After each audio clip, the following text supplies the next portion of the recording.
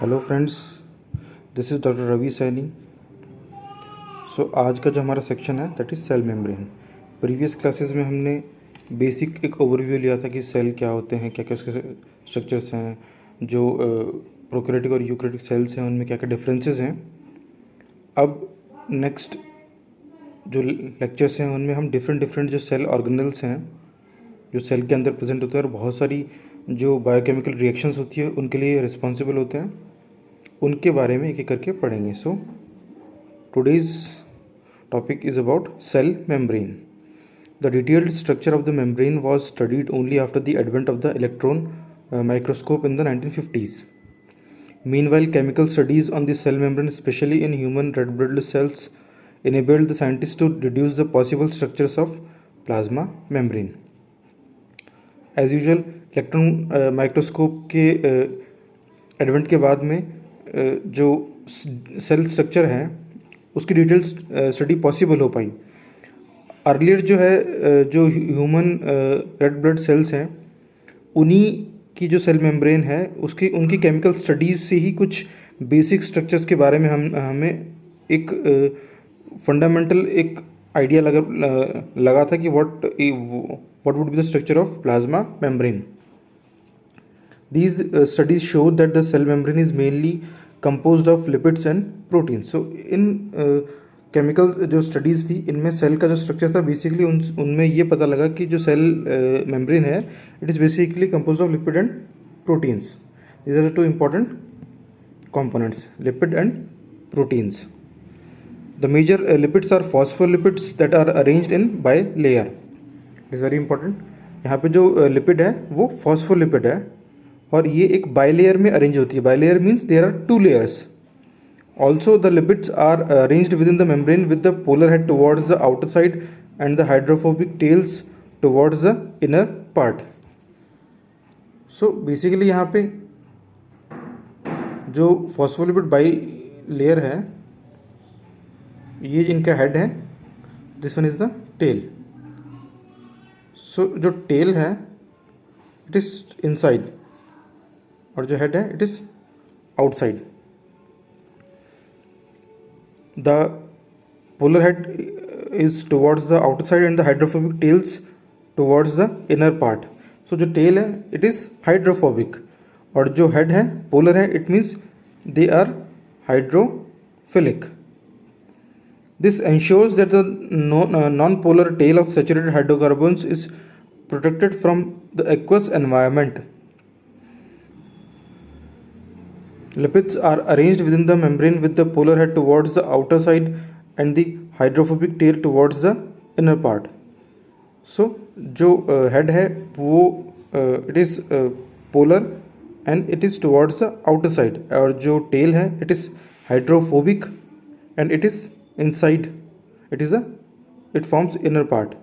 This ensures that non-polar tail of saturated hydrocarbons is protected from the aqueous environment. So basically जो non-polar tail है उसको protection मिलता है जो outside जो मेम्ब्रेन के जो aqueous environment है उससे.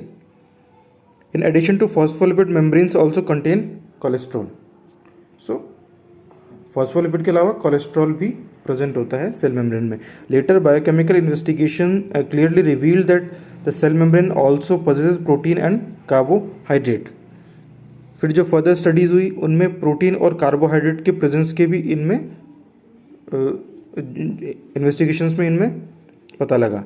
The ratio of protein and lipids very considerably in different cell types. So जो प्रोटीन और लिपिड है इनका जो रेशियो है ये डिफरेंट सेल्स में डिफरेंट होता है. In human beings the membrane of the erythrocyte has approximately 52% protein and 40% lipids. जो ह्यूमन बींग है वहाँ पे जो एरिथ्रोसाइट है आरबीसीज हैं उनकी जो मेम्ब्रेन है उनमें अप्रॉक्सीमेटली 52% जो है वो प्रोटीन होता है और 40% जो है वो लिपिड होता है. Depending on the ease of extraction membrane proteins can be classified as integral and peripheral. Peripheral proteins lie on the surface of membrane while the integral proteins are particularly or totally buried in the membrane. So जो membrane जो proteins हैं जो plasma membrane में जो proteins present हैं it could be divided into two types. एक जो protein है जो बाहर की साइड ही सिचुएटेड है, जिनको इजीली एक्सट्रैक्ट किया जा सकता है, these are the peripheral protein. But इनके अलावा कुछ और प्रोटीन्स भी हैं जिन्हें हम इंटीग्रल प्रोटीन्स बोलते हैं, वो प्लाज्मा मेम्ब्रेन जो है उसमें काफ़ी डीपली बरीड होती है, that's why it is not easily acceptable. जो इंटीग्रल प्रोटीन्स हैं उन्हें ईजिली एक्सट्रैक्ट नहीं किया जा सकता, उनको सेपरेट नहीं किया जा सकता, बट जो पेरिफेरल प्रोटीन्स हैं they could be separated easily. In this image we can see this is phospholipid bilayer, जो अंदर की तरफ है दैट इज टेल पोर्शन, और जो बाहर की तरफ ये हैं ये हेड्स हैं। Sugar, these are the peripheral proteins, ये सिर्फ आउटर साइड में सिचुएटेड है और इन्हें ईजिली सेपरेट किया जा सकता है। On the other hand these proteins are integral proteins, ये पूरी मेम्ब्रेन में एम्बेडेड है, बरीड है, दैट्स वाई इनको सेपरेट करना ईजी नहीं है। These are the integral proteins जो ईजिली सेपरेटेबल है, these are the peripheral proteins. इसके अलावा कोलेस्ट्रॉल प्रेजेंट होता है, शुगर भी है, फॉस्फोलिपिड बाइलेयर हमने देख ही लिया। So this one is the fluid mosaic model of plasma membrane. It is very important question. Different models दिए गए थे, बट उनमें जो फ्लूइड मोज़ेक मॉडल है it was very much acceptable. An improved model of the structure of cell membrane was proposed by Singer and Nicholson in 1972, which was widely accepted as fluid mosaic model. और different models भी दिए गए थे, but fluid mosaic model को ज़्यादा प्राथमिकता दी गई। According to this, the quasi-fluid nature of lipid enables lateral movement of proteins within the overall by layer. So यहाँ पे जो लिपिड्स जो हैं उनका क्वासी फ्लूइड नेचर होता है, जिससे कि जो प्रोटीन है उनके लेटरल मूवमेंट्स पॉसिबल हो पाते हैं। यानी जो बाइलेयर है, फॉस्फोलिपिड बाइलेयर जो है उसका क्वासी फ्लूइड नेचर है। और अभी हमने देखा कि यहाँ पे दो टाइप्स के प्रोटीन जो एम्बेडेड हैं, पेरिफेरल प्रोटीन्स और इंटीग्रल प्रोटीन्स। सो उनके लेटरल मूवमेंट्स पॉसिबल हो पाते हैं because of quasi fluid nature of lipids. This ability to move within the membrane is measured as its fluidity. इसे हम फ्लूइडिटी बोलते हैं, दैट्स वाई इस मॉडल का जो नाम रखा गया फ्लूइड मोज़ेक मॉडल। फ्लूइडिटी है और स्ट्रक्चर जो है वो वेरिएबल है, जो प्रोटीन्स हैं वो लिपिड में ईजिली लेटरल मूवमेंट्स उनमें पॉसिबल हो पाता है। The fluid nature of the membrane is also important from the point of view of functions like cell growth, formation of intercellular junctions, secretions, endocytosis, cell division etcetera. So इस model को ज़्यादा accept इसलिए किया गया because इसमें जो बात की गई है वो बेसिकली फ्लूइडिटी पे बात की गई। लाइक जो स्ट्रक्चर है मेम्ब्रेन्स, जो प्लाज्मा मेम्ब्रेन है it is fluid in nature, उसका फिक्स उसका जो स्ट्रक्चर है इट कुड बी वेरीड। इससे जो बाकी जो हमने जो इंपॉर्टेंट फंक्शंस हम फर्दर क्लासेस में पढ़ेंगे, जैसे कि cell growth, formation of intercellular junctions, secretion, endocytosis, cell division, इस तरह के जो फंक्शंस हैं वो तभी पॉसिबल है जब प्लाज्मा मेम्ब्रेन जो है it would be fluid in nature. One of the most important functions of the plasma membrane is the transport of molecules across it. जो प्लाज्मा मेम्ब्रेन है इसका सबसे इंपॉर्टेंट फंक्शन क्या है? ट्रांसपोर्ट ऑफ मॉलिक्यूल्स, बिकॉज जो outer environment है वहाँ से जो मॉलिक्यूल्स हैं वो सेल मेम्ब्रेन, प्लाज्मा मेम्ब्रेन के थ्रू ही सेल के अंदर जाएंगे for responsible reactions. The membrane is selectively permeable to some molecules present on either side of it. जो प्लाज्मा मेम्ब्रेन है it is selectively permeable. Many molecules can move briefly across the membrane without any requirement of energy and this is called passive transport. कुछ molecules जो हैं उनको cell के through movement करने में कोई एनर्जी की रिक्वायरमेंट नहीं होती, इसे हम पैसिव ट्रांसपोर्ट बोलते हैं बिकॉज देयर इज़ यहाँ पे कोई एनर्जी का जो एक्सपेंडिचर है वो नहीं हो रहा है। न्यूट्रल सॉल्यूट्स में move across the membrane by the process of simple diffusion along the concentration gradient from the higher concentration to the lower। जो न्यूट्रल सॉल्यूट्स हैं वो सिंपल जो डिफ्यूजन हमारा जो मैकेनिज्म होता है जिसमें कि जो सॉल्यूट है वो हाई कॉन्सेंट्रेशन से लोअर कॉन्सेंट्रेशन की तरफ मूव करता है वो सिंपली वैसे मूव करते हैं। वाटर में also move across this membrane from higher to lower concentration. Water का मूवमेंट जो है वो भी हायर कॉन्सेंट्रेशन से लोअर कॉन्सेंट्रेशन की तरफ होगा। Movement of water by diffusion is called osmosis. Movement of water by diffusion is called osmosis. तो यहाँ पे जो वाटर का मूवमेंट है according to diffusion it is called osmosis.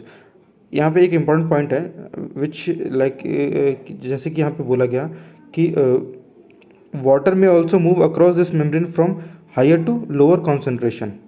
सो यहाँ पे जो बात की जा रही है वो वाटर की खुद की कॉन्सेंट्रेशन के बारे में बात की जा रही है कि उसका खुद का कॉन्सेंट्रेशन से हायर कॉन्सेंट्रेशन से लोअर कॉन्सेंट्रेशन की तरफ उसका मूवमेंट होता है। As the polar molecules can not pass through the non polar lipid bilayer. जो पोलर मॉलिक्यूल्स हैं they can not pass through the non polar lipid bilayer.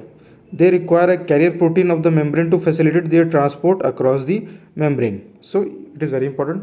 जो पोलर मॉलिक्यूल्स हैं वो नॉन पोलर जो लिपिड बाइलेयर है हमने पढ़ा था, जो लिपिड बाइलेयर है इसमें पोलर हेड्स हैं और अंदर की तरफ जो टेल्स हैं these are non polar. So जो पोलर मॉलिक्यूल्स हैं उनको मूवमेंट के लिए जो नॉन पोलर जो पार्ट है लिपिड बाइलेयर का वो उनके लिए परमिएबल नहीं है। So they can not move easily, that's why they require a carrier protein to movement for movement across the membrane.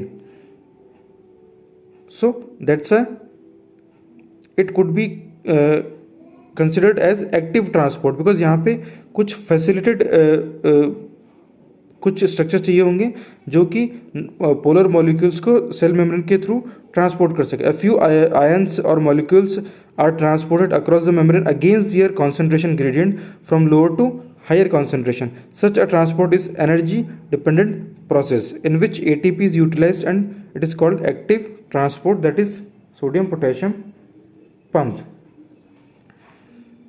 So कुछ जो पोलर मॉलिक्यूल्स हैं उनके लिए तो स्पेसिफिक स्ट्रक्चर चाहिए होते हैं मेम्ब्रेन की जो प्लाज्मा मेम्ब्रेन है उनके ट्रांसपोर्ट को फैसिलिटेट करने के लिए। और इसके अलावा कुछ और आयंस ऐसे हैं जिनका जो मूवमेंट है वो लोअर कॉन्सेंट्रेशन से हायर कॉन्सेंट्रेशन की तरफ होता है, जो कि हमने एक नॉर्मल ग्रेडियंट पढ़ा है ना उसके ऑपोजिट होता है।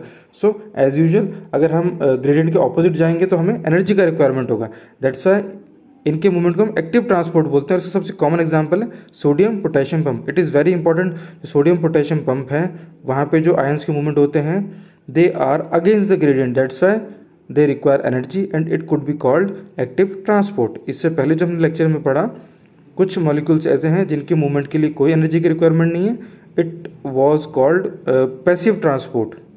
वाटर का मूवमेंट है वो ऑस्मोसिस कहलाएगा। और कुछ पोलर मॉलिक्यूल्स हैं जिनका मूवमेंट जो है कुछ कैरियर प्रोटीन्स होंगी उनके थ्रू जो है सेल मेम्ब्रेन के थ्रू होगा। जो कैरियर प्रोटीन्स है वो सेल मेम्ब्रेन में प्रेजेंट होंगी और वो फिर पोलर मॉलिक्यूल्स का ट्रांसपोर्ट करेंगी।